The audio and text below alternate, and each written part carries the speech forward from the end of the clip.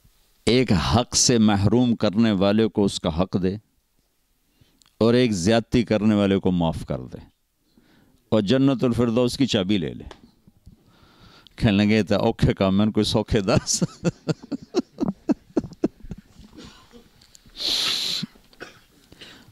میں نے کہا کہ شارٹ کٹ کے لیے تو پھر اوکھا ہی کام چاہیے.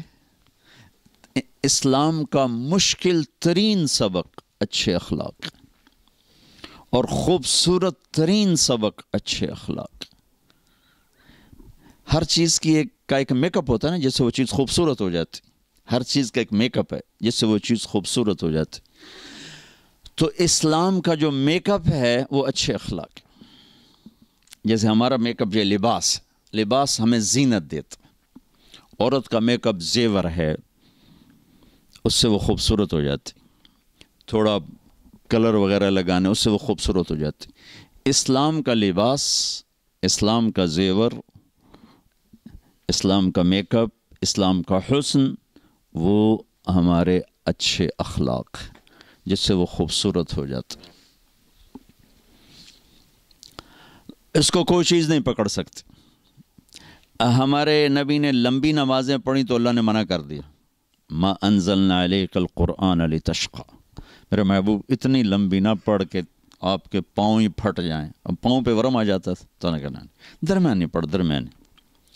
آپ نے سارا مال خرچ کر دیا، اللہ نے اس سے بھی روک دیا. لا تبسطها كل البسط فتقعد ملوما محسورا. میرے نبی نے ایسا بھی نہ کہا. کچھ اپنے لیے رکھ، کچھ خرچ کر.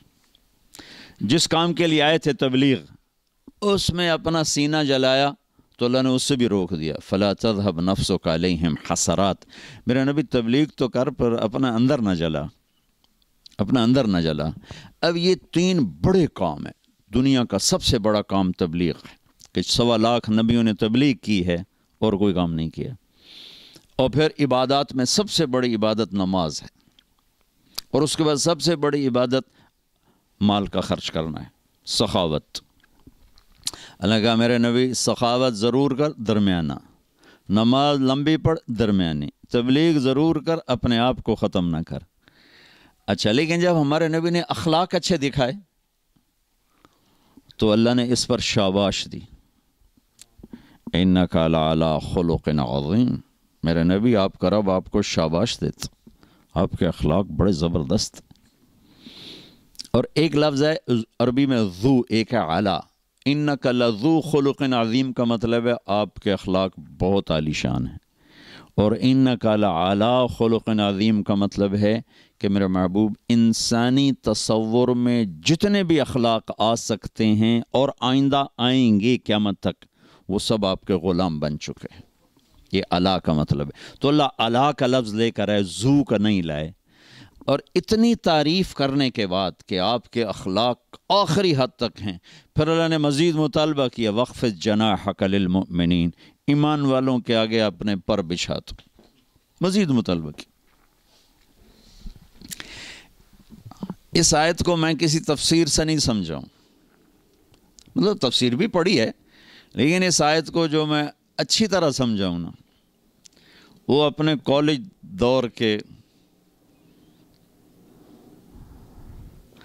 ہمارا گاؤں دریائے راوی کے قریب ہے، 3-4 میل کے فاصلے پر. ہمارے بچپن میں زراعت بہت کم تھی، جنگل زیادہ تھے. تو دریائے راوی کے ساتھ ایک بیلا تھا، بہت بڑا جنگل. تو ہم اس وقت چھوٹے چھوٹے تھے، سارے کزنز بھی، تو ہم شکار کھیلنے چلے جاتے تھے جنگل میں، اور وہاں ہفتہ 10 دن وہیں رہتے تھے. وہ چھوٹے چھوٹے گاؤں تھے جنگل کے اندر. تو اس میں ہمارے تایا اور ہمارے والد کا ایک دوست تھا، چاچا سردارہ. اس کے ہم جا کر نہ کوٹھے پہ قبضہ کرتے تھے. تو اس نے 2 کوٹھے ہمارے لیے فارغ کرنے ہوتے تھے، ایک نوکروں کے لیے، ایک ہمارے لیے. تو ہم صبح نکلتے تھے شکار کے لیے، تیتر کا شکار ہوتا تھا، اور شام کو 100 70 60 50 40 اتنے تیتر مارتے. پھر آپ اپنا ان کو بھوننا کھانا. یہ جو اللہ نے کہا ہے نا وَخْفِضْ جَنَاحَكَ، کہ ایمان والوں کے لیے پر بچھا. ساڑھے پر ہوندے نہیں یا ہاتھ ہوندے، پر بچھاؤ. ہمارے تو بازو ہیں, اللہ کہہ رہا ہے پر بچھاؤ. وہ جب تیتر کو باہر نکالتے تھے, بیچ میں کھلی جگہ آ جاتی تھی, تو چاچا سردارا وہ ایک جھاڑی کے پیچھے بیٹھ کے نا تیتری کی آواز نکالتا تھا. اس پر بیچارے وہ دھوکے میں آ کے باہر نکلتے تھے, ان پر ہم فائر کرتے تھے. تو جو وہ LGS ہوتے تھے وہ چھوٹے چھوٹے چھرے, تو اس کو چھرے لگتے, تھوڑا سا اڑتا اور گرتا, گر کے اپنے پر یوں پھیلاتا تھا ایسے, ٹانگیں ادھر پر ادھر, گردن ادھر. اور یہ وہ زبان حال سے کہتا تھا کہ ہن بشک ذبح کر, ہن با میں بھن کے کھا تے با میں تل کے کھا, ہن میں تیرے وس پہ گیا.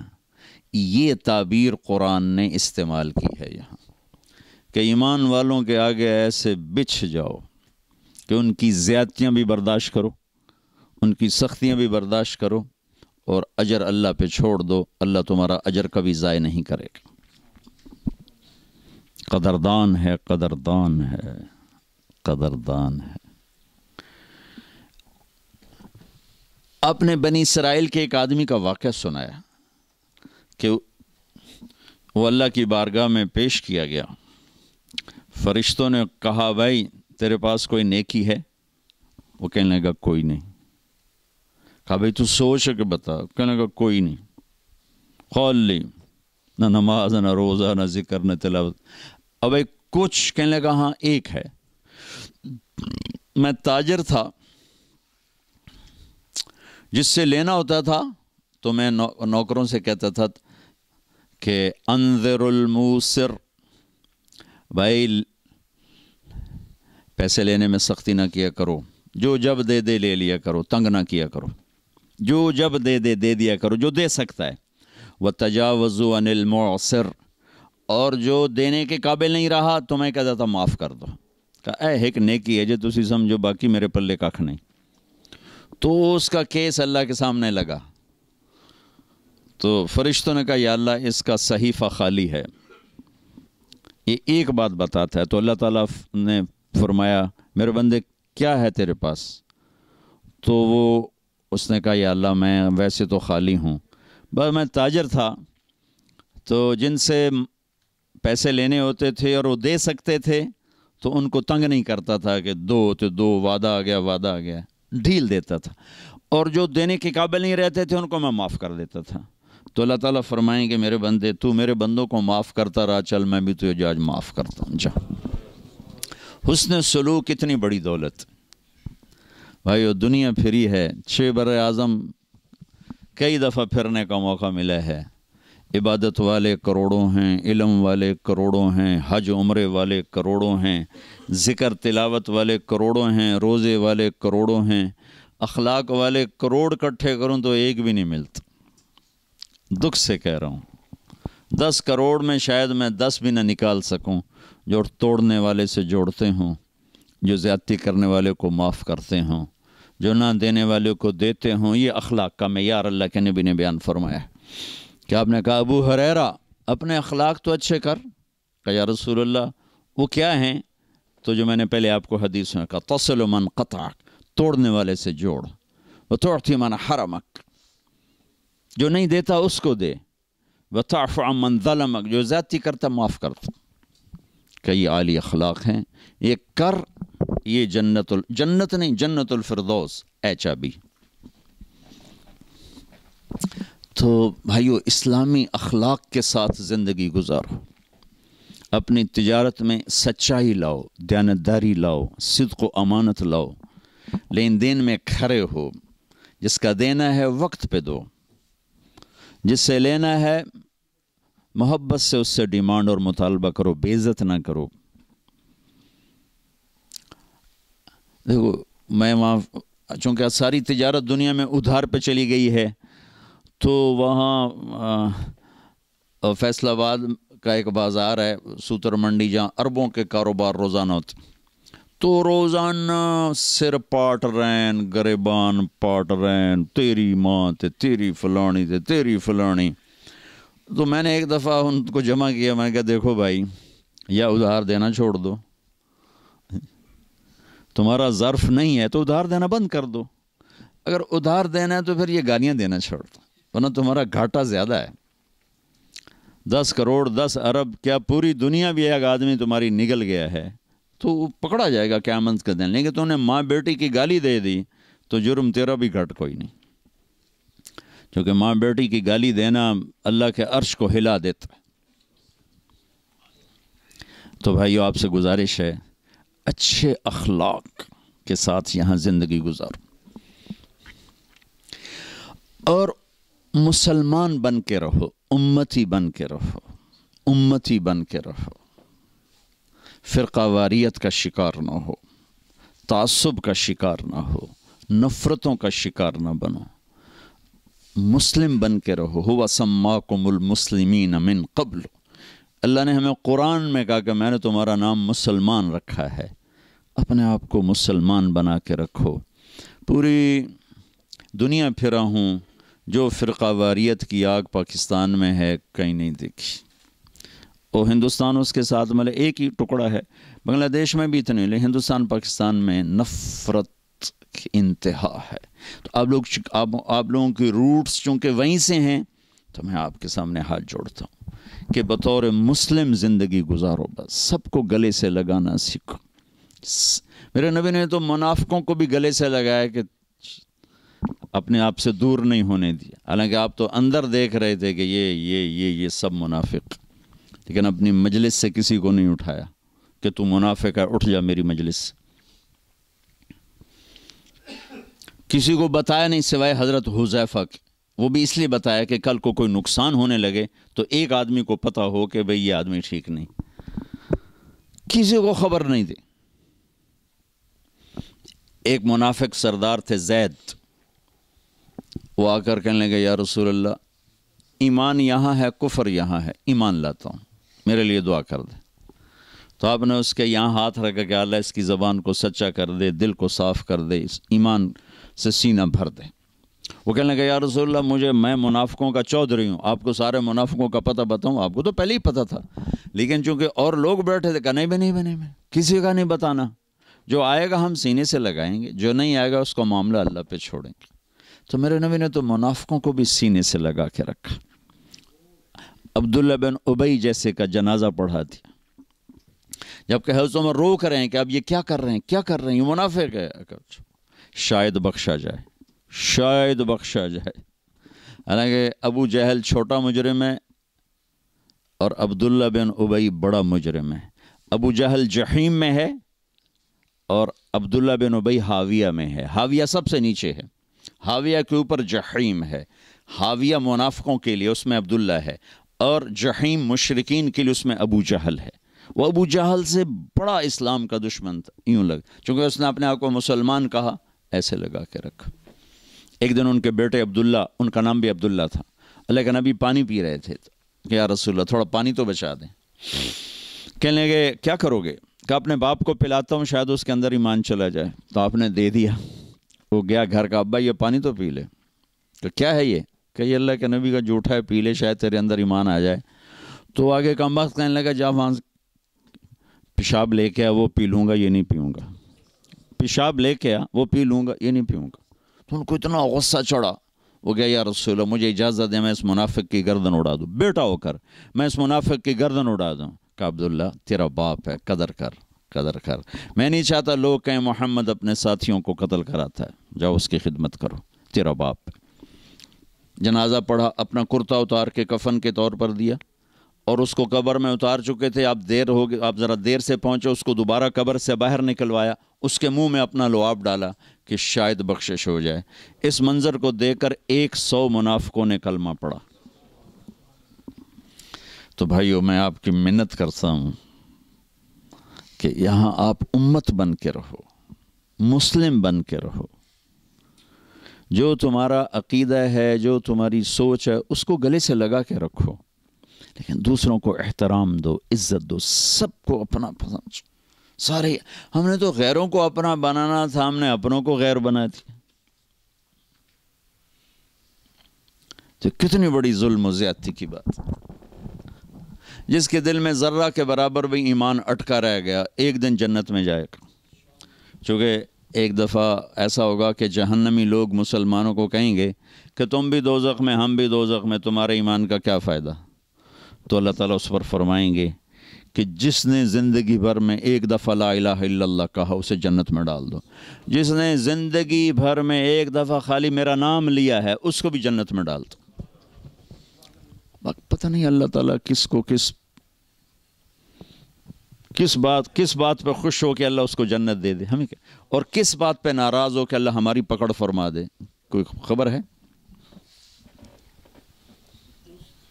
اللہ کے نبی نے فرمایا بنی اسرائیل میں 2 بھائی تھے، ایک نیک تھا ایک گناہ گار تھا۔ تو نیک کہتا تو بہت گندا ہے، وہ کہتا یار مجھے اللہ پہ چھوڑ۔ وہ روز اس کو تو بڑا گندا ہے، وہ کہتا یار مجھے اللہ پہ چھوڑ۔ تو ایک دن کہنے لگا تیری بخشش نہیں ہو سکتی، اللہ کی قسم اٹھا لی۔ وہ دونوں مر گئے۔ تو اللہ نے اس عابد سے کہا تو نے اتنی بڑی قسم کیوں اٹھائی کہ اس کی بخشش نہیں ہو سکتی؟ تو ٹھیکیدار، چل بھائی تو جا جنت میں۔ اگر تو نے میری رحمت کو پابند کیوں کیا؟ اس کو ڈالو جہنم میں۔ تو کسی مسلمان کو حقیر نہ سمجھو،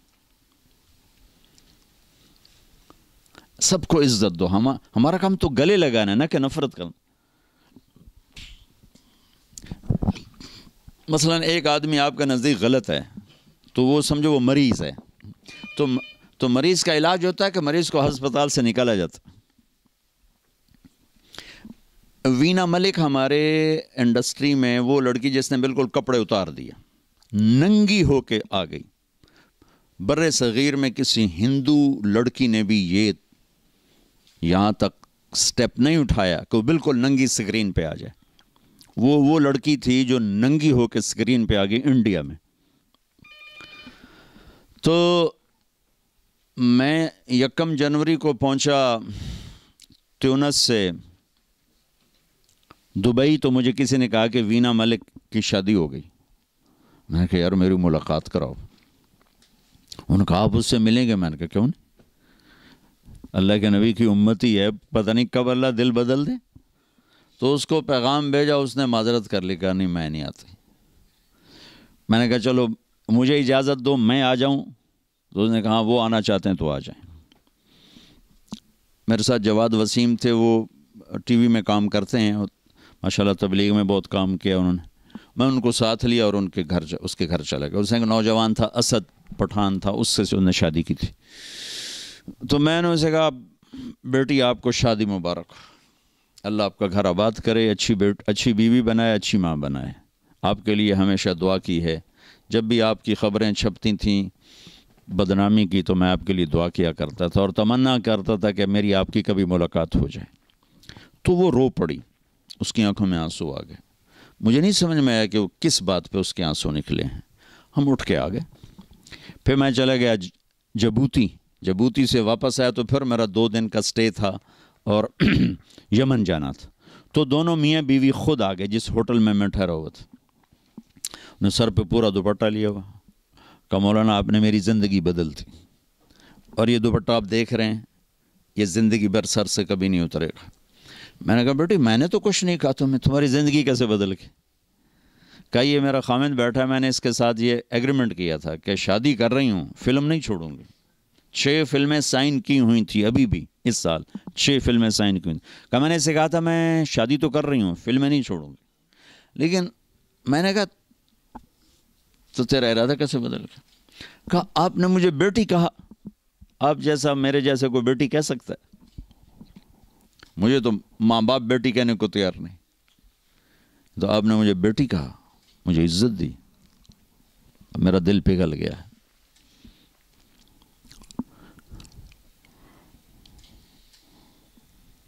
تو ہمارا کام تو قریب کرنا ہے نا، دور کرنا تو ہمارا کام نہیں ہے۔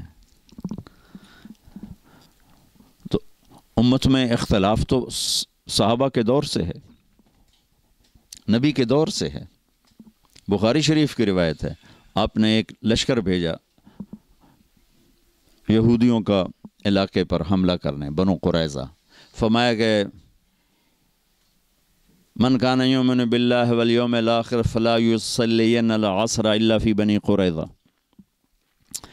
کہ جو اللہ اور آخرت پر ایمان رکھتا ہے وہ عصر کی نماز بنو قریظہ کے علاقے میں جا کے پڑھے، اور نماز کا وقت پہلے ہی داخل ہو چکا تھا، انہوں کو روانہ کیا۔ بنو قریظہ رہتے تھے قباء سے آگے، جو مسجد قباء ہے نا اس سے بھی آگے رہتے تھے، ان کے ابھی کھنڈرات وہاں ہیں۔ نماز کا وقت تنگ ہو گیا تو صحابہ نے تو وہ لشکر میں سے بعض وہ بھائی نماز پڑھو، نماز قضا ہو رہی۔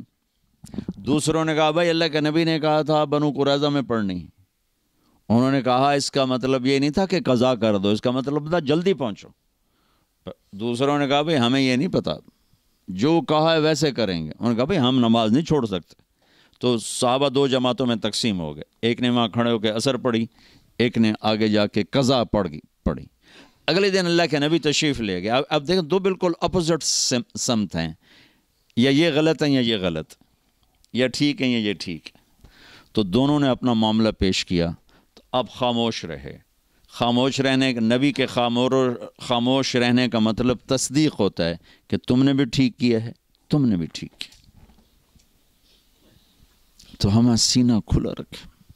عبداللہ بن عمر رفع یدین کرتے تھے، عبداللہ بن مسعود نہیں کرتے تھے۔ حضرت معاویہ رضی اللہ عنہ ایک وتر پڑھتے تھے، عبداللہ بن عباس 3 وتر پڑھتے تھے۔ یہ سب صحابہ کے کام ہیں۔ آپ نے کبھی اونچی آمین بھی کہی ہے، کبھی آہستہ آمین بھی کہی ہے۔ تو ہم اس پر آپس میں نفرتوں کا شکار نہ ہوں۔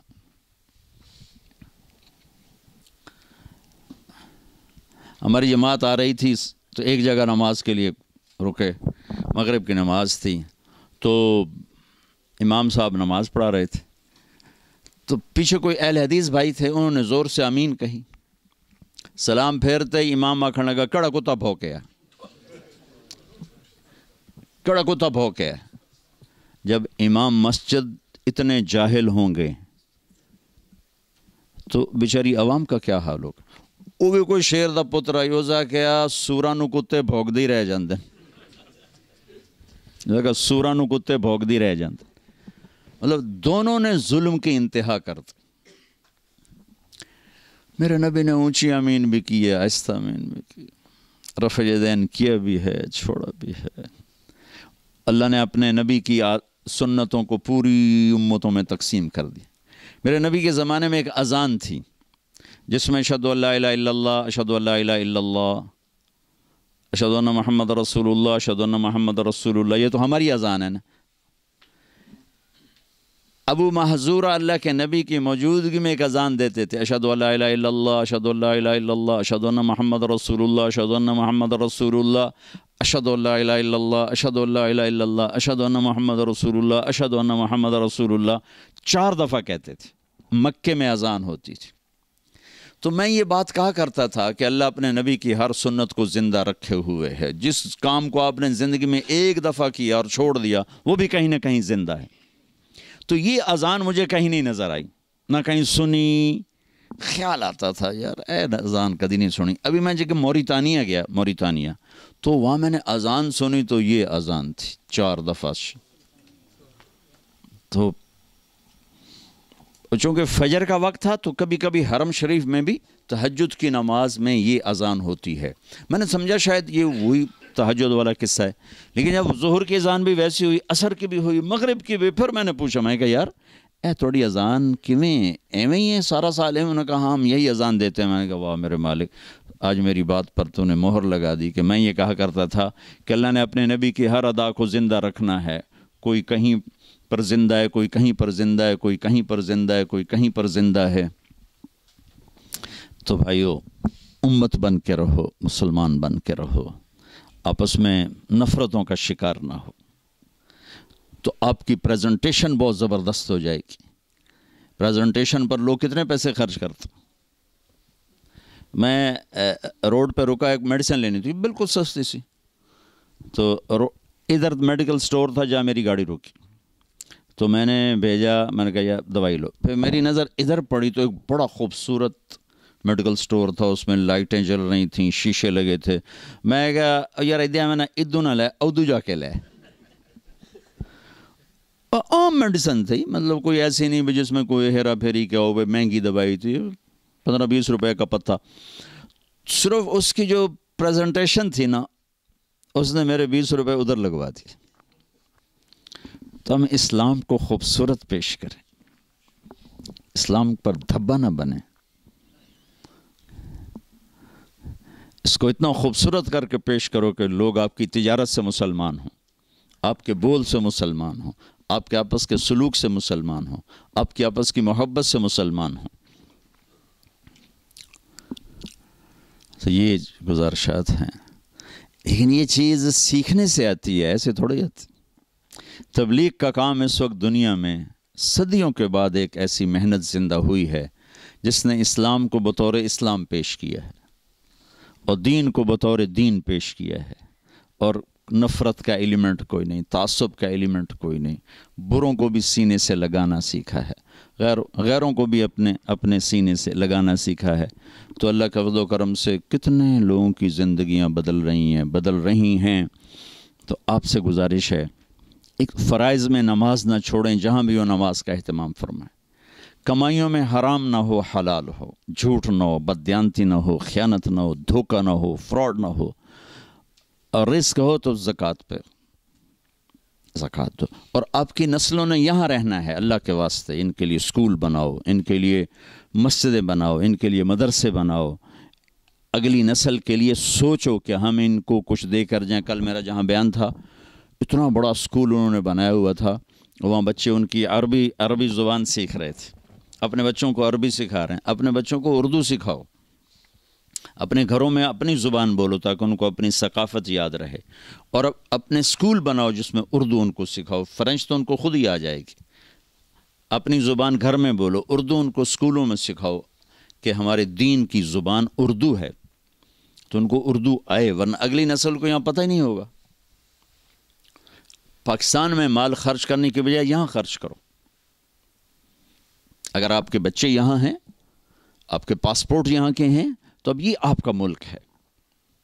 یہاں جتنے لوگ باہر پیسے کما رہے ہیں، ان کا پیسہ پیچھے یا کوٹھیوں پہ لگ رہا ہے، یا شادیوں پہ لگ رہا ہے، یا سیاست پہ لگ رہا ہے، یا لڑائیوں پہ لگ رہا ہے. یہ 4 چیزوں میں ان کا پیسہ ضائع ہو رہا ہے. اور بیچارے ہمارے کچھ عزیز تھے، ساری زندگی کمایا انہوں نے، ڈنمارک میں تھے. جتنا کماتے ماں پیو اتنا بے رحمی سے انہوں نے ان کا پیسہ برباد کیا رشتہ داروں نے، کہ وہ آج بھی فقیر ہیں. وہ ایزی کم ایزی گو ہوتا ہے. آپ لوگ محنت سے کماتے ہو، اس کو سوچو کہ صحیح طریقے سے خرچ کیا جائے. 6 کنال کے گھر میں نے میر پور میں بنے دیکھے ہیں، کھوتے اندر بنے ہوئے، گائیں مجھی اندر بنی ہوئی ہیں. چونکہ خود تو رہتے ہیں انگلینڈ میں، تو اس گھر کا ان کو نفع کیا ہے؟ ان کی نسلوں نے تو وہاں جا کے نہیں رہنا ہے. وہاں جائیدادیں بناتے ہیں، پیچھے قبضے ہو جاتے. میرا ماموں کا بیٹا ادھر رہتا ہے لندن، اور جتنی اس نے وہاں خریدی تھی ساری پہ قبضہ ہو گیا. میں کہا ہوں تو چھڑا کے وکھا پاکستان دیاں عدالتاں، تیری اگلی نسل بھی نہ چھڑا سکے.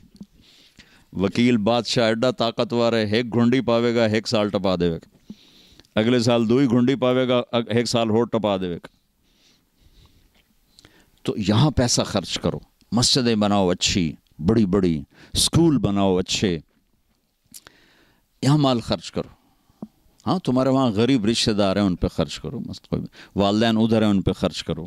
لیکن ایسے جائیدادیں خریدنا، اگر نسلیں یہاں ہیں، پاسپورٹ یہاں ہے، تو پیچھے جائیدادیں نہ بناؤ، یہاں بناؤ. یہاں ان کے لیے پروگرام دے کر جاؤ، یا ان کے لیے مساجد دے کر جاؤ، یا ان کے لیے اسکول دے کر جاؤ، یہاں ان کے لیے مدرسے دے کر جاؤ، تاکہ اگلی نسل کے پاس اسلام کو لینے کا راستہ تو ہو. ماشاءاللہ انگلینڈ میں جا کر دیکھو انہوں نے کیسے اسکولوں کے جال بچھا دیے، مدرسوں کے جال بچھا دی.